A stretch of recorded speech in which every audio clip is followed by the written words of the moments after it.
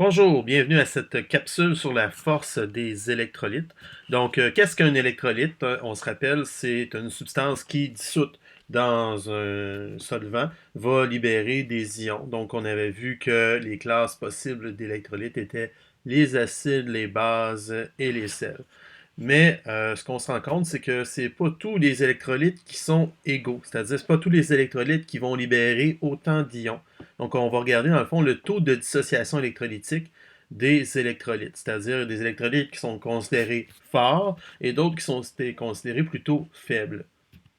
Donc, les électrolytes forts vont se dissocier en majorité, c'est-à-dire qu'avec un pourcentage qui est assez élevé. Donc, la majorité des molécules vont se briser pour devenir des ions positifs et négatifs. Donc, il y a plusieurs très bons conducteurs, donc, par exemple HCl, NaOH, NaCl, HNO3, KOH, etc. Vous n'avez pas à apprendre par cœur là, ces molécules-là. D'autres électrolytes sont considérés comme étant faibles, c'est-à-dire que la majorité des molécules vont rester entières. Il va y avoir seulement qu'une petite partie des molécules qui vont se dissocier, c'est-à-dire qui vont se briser en ions. Donc, on mentionne souvent le CH3COH, qui est l'acide acétique, donc qu'on va souvent utiliser en exemple. Donc, vous avez ici un schéma qui représente justement ce principe-là.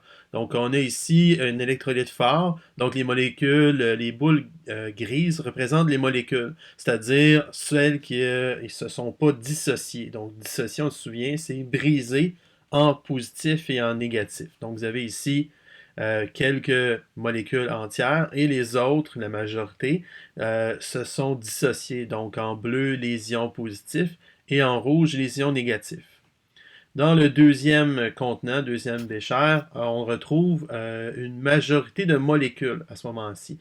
Donc les molécules à ce moment-là vont rester entières et seulement qu'une partie se sont dissociées, c'est-à-dire seulement quelques ions qui sont présents dans la solution.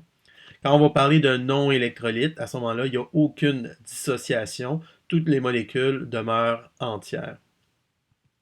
Donc, quel est l'impact de cette dissociation sur la conductivité électrique? Donc, vous avez ici des photos. À gauche, on a un non-électrolyte. Donc, un non-électrolyte, vous voyez ici, les petites boules bleues collées représentent les molécules. Donc, il n'y a aucune dissociation. Donc, il n'y a aucune attraction d'ions vers le positif ou vers le négatif. Ce qui fait que c'est comme un interrupteur ouvert. Le courant ne passe pas à l'intérieur.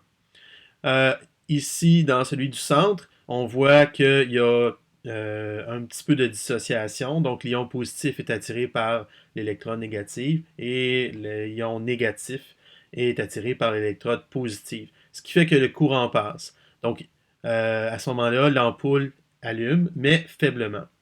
Tandis que dans le troisième bécher, on retrouve un électrolyte fort. Donc, dans ce cas-ci, toutes les molécules se sont dissociées. On ne retrouve plus de molécules entières, ce qui fait qu'il y a plus d'ions, donc la conductivité est supérieure. L'ampoule allume à ce moment-là de façon plus intense. Quel lien on peut faire avec le pH? Bon, ben, l'idée, c'est que plus votre acide est fort, donc plus votre électrolyte, qui est un acide, est fort, plus il va libérer d'ions, donc plus il va libérer d'ions H+. Et on sait que plus il y a de H+, plus le pH à ce moment-là va être petit. Donc, si on retrouve des acides avec un pH plus près de 0, ben, on va avoir à ce moment-là des acides plus forts, c'est-à-dire qui libèrent plus de H+. À l'inverse, les bases, eux, libèrent des OH-. Donc les OH-, dans le fond, plus il y a de OH-, moins il va y avoir de H+. Ce qui fait que plus votre base est forte, plus elle libère de OH-, plus elle va être près de 14. Dans le cas des sels, ben eux, dans le fond, ils libèrent des ions positifs et négatifs, mais pas de H+, ni de OH-, donc ils vont toujours avoir un pH de 7. Pour ce qui est des électrolytes faibles, ben, un acide va demeurer un acide, donc il faut qu'il soit en bas de 7. Par contre, puisqu'il libère moins de H+, son pH va être moins fort, c'est-à-dire plus près de 3, 4, 5, 6, tant qu'il est en bas de 7. Pour les bases, même principe. Donc, on va toujours être supérieur à 7. Par contre, on va être plus loin de 14, donc plus 8, 9, 10, peu importe. Euh, Donc, c'est en résumé ce qu'on a vu. Donc, le HCl, c'est par exemple un acide fort, donc il va se dissocier en H+, Cl- au complet. Le courant passera très fortement et on aura un pH qui est plus près de 0. Dans le cas du vinaigre, qui est un électrolyte faible, il se dissocie très peu, donc on va avoir un pH qui est plus élevé à ce moment-là.